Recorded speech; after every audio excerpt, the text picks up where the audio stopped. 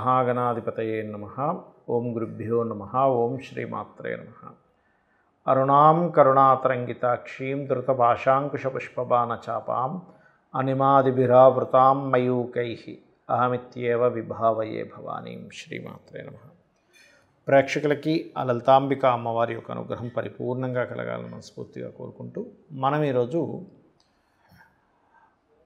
ఇప్పుడు చూడండి, బయట రకరకాల పరిస్థితులు ఉన్నాయి. అంటే ఈ అగ్ని ప్రమాదాలు కానివ్వండి, ఇవన్నీ అసలు ఈ పరిస్థితులు ఎందుకున్నాయి?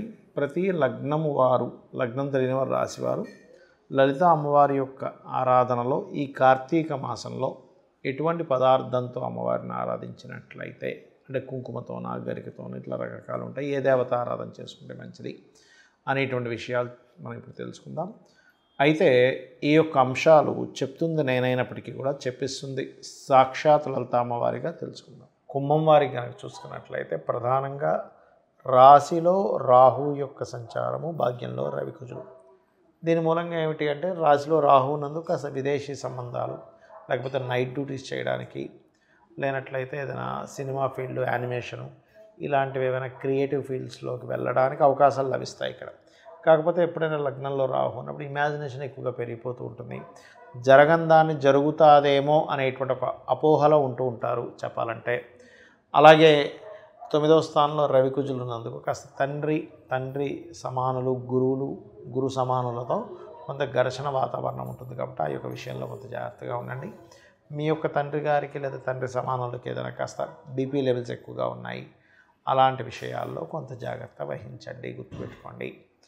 అలాగే మరొక విషయం ఏంటంటే, ఇక్కడ గమనించినట్లయితే ఇక్కడ సప్తమ స్థానంలో కూడా కేతువు ఉన్నందుకు, ముఖ్యంగా ప్రధానంగా ఇక్కడ లగ్న సప్తమాల్లో రాహుకేతువుల యొక్క ప్రభావం మూలంగా ఇక్కడ కలిగేటువంటి ఫలితములు ఏమిటి అని చెప్పి చూసుకున్నట్లయితే, ఇది ఇచ్చేటువంటి రిజల్ట్స్ ఇక్కడ వివాహ సంబంధించినటువంటి అంశాలలో కాస్త జాగ్రత్తగా ఉండండి. ఎందుకంటే సప్తమంలో కేతువు ఉన్నాడు, సప్తమాధిపతి వెళ్ళి కుజుడితో కలిశాడు. అయితే మొదటి వివాహం ఏదో కారణాల చేత కొంతమందికి ఇబ్బంది అవుతూ ఉంటుంది. అలా ఇబ్బంది అయ్యి రెండవ వివాహం కోసం ప్రయత్నం చేసేటువంటి వారికి మాత్రం మంచిదే. కాకపోతే ఇక్కడ గవర్నమెంట్ రంగాల్లోని, డిపార్ట్మెంట్ రంగాల్లో ఉండేటువంటి వారితో, లేదా మెడికల్ రంగాల్లోని, పౌరహిత్యము ఇటువంటి రంగాల్లో ఉండేటువంటి వారితో తొందరగా కుదురుతాయి. బికాజ్ ఆఫ్ సప్తమ స్థానంలో ఉండే గ్రహాలు సప్తమాధిపతి ఉన్నటువంటి స్థితిని బట్టియే మనకు వస్తూ ఉంటుంది.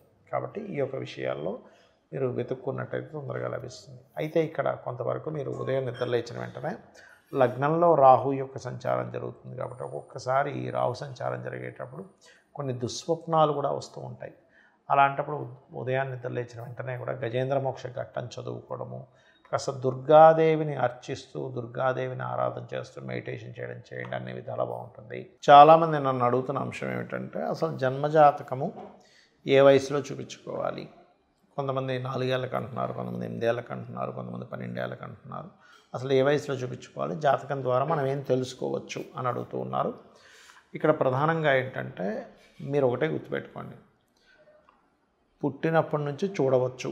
కాకపోతే ఎందుకు కొంతమంది చూడరంటే, బాలారిష్టాలు ఉంటాయి కదా, ఆ బాలారిష్టాల యొక్క ప్రభావం మనం చెప్పినటువంటి జ్యోతిష్కుడికి ఎఫెక్ట్ ఉంటుంది. కాబట్టి మరలా సరిగ్గా గాయత్రి చేయకపోతే, నిత్యదేవత ఆరాధన లేకపోతే అనుష్ఠానం చేయకపోతే అది ఎఫెక్ట్ వస్తుందని చెప్పరు చాలామంది. కానీ నిత్యానుష్ఠానం ఉండి, నిత్యం గాయత్రి చేసుకునే అలవాటు ఉండి, నిత్యం హోమం అలవాటు ఉన్నట్లయితే ఏ ఇబ్బంది ఉండదు జ్యోతిష్కుడికి కానీ, వాస్తు పండితుడికి కానీ.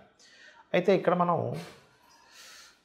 ఈ పుట్టినప్పటి నుంచి అసలు ఏం చూసుకోవాలి, పుట్టిన జాతకుడు జీవుడిది ఏం చూసుకోవాలంటే, చిన్నపిల్లలు చెప్పలేరు, వాళ్ళకు ఉండే హెల్త్ ఇష్యూస్, ఏడుస్తూ ఉంటారు, కడుపు నొప్పి వస్తూ ఉంటుంది. డాక్టర్ గారు కూడా వాళ్ళకి చెప్తేనే కదా ఎన్నెన్నో చేయాలి. అలాంటప్పుడు వాళ్ళకి కనుక పుట్టుకతోనే హెల్త్ ఇష్యూ టైం నడుస్తున్నప్పుడు ఏ గ్రహాలైతే ఆ హెల్త్ రిలేటెడ్ ఇష్యూస్ ఇస్తున్నాయో ఆ గ్రహాలకి దానం చేయడం ద్వారా కూడా వాళ్ళకి లోపల బాధపడుతూ వాళ్ళు చెప్పుకోలేక ఏడుస్తున్నటువంటిది. లేదా కొన్నిసార్లు ఏమవుతుందంటే, చిన్నపిల్లలకి గాలి ధూళి తొందరగా తగులుతూ ఉంటుంది. అందుకే మన వాళ్ళు ఏం చేస్తారు, ఇంటికి లోపలికి వచ్చే ముందు కాళ్ళు కడుక్కొని రండి చిన్నపిల్లలు ఉన్నప్పుడు. లేకపోతే బయట మనకి తెలంగాణ సైడ్ అయితే ఒక చీపురు లాంటిది కానీ, ఒక ఎనప రాడ్ లాంటిది కానీ అడ్డం పెడతారు తలుపుకి. మీరు గమనించండి, ఎందుకంటే గాలి సోకుతూ ఉంటుంది. అలాంటివి రాకుండా ఉండడానికి కూడా మన వాళ్ళ ఇంట్లో సాంబ్రాణి వేయడం ఇటువంటివి చేస్తూ ఉంటారు, గుర్తుపెట్టుకోండి.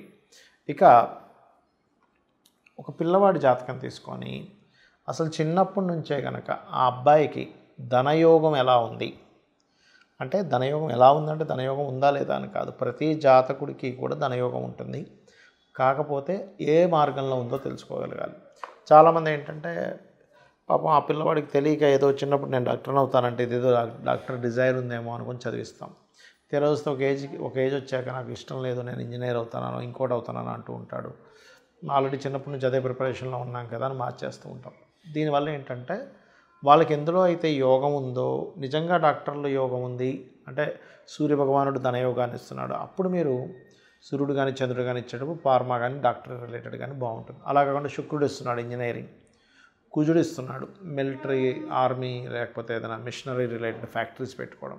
ఇలా ఒక్కొక్క గ్రహాన్ని బట్టి మనకి ఏది ధనయోగం ఇస్తుంది, ఏది విద్యాయోగాన్ని బాగా ఇస్తుంది. చిన్నప్పుడు పిల్లలు చదవకపోతే మనం చిరాకు పడుతూ ఉంటాం, బాగా తెలివితేటలు ఉన్నాయండి కానీ ఎందుకు చదవట్లేదు. విద్యా సంబంధించిన విషయంలో నెగేట్ చేసేటువంటి మహాదశలు నడుస్తాయి. ఈ రకంగా జాతచక్రాన్ని చూసుకొని దానికి ఏ దానం ఇవ్వాలి, ఎటువంటి పరిహారాలు చేసుకోవాలి అనేటువంటిది కూడా చేసుకోవచ్చు. అలాగే మరొక విషయం ఏంటంటే, ఇక్కడ ఈ యొక్క